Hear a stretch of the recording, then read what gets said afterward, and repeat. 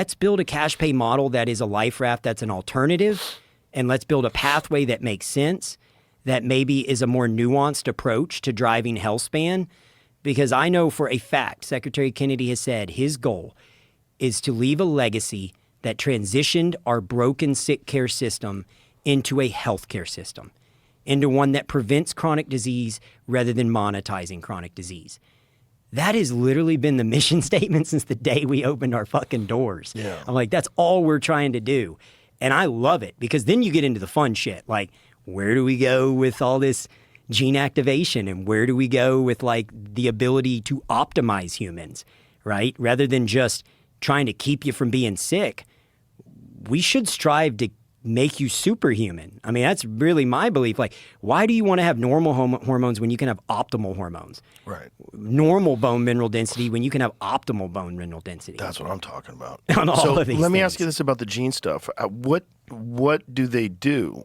So if they find out that you have an issue, you have some sort of a genetic issue that prevents you from doing X, Y, or Z, what can they do with your genes?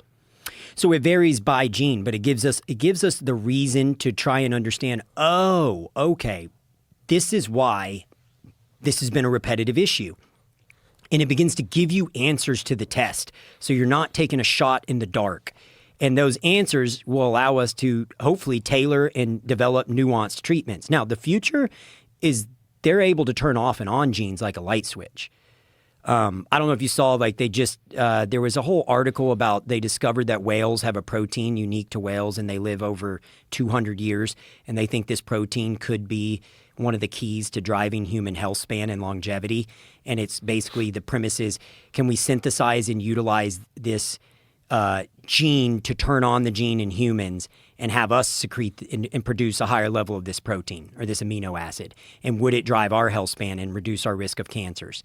All of those things. So the question becomes, as we evolve, what genes can we turn on and turn off?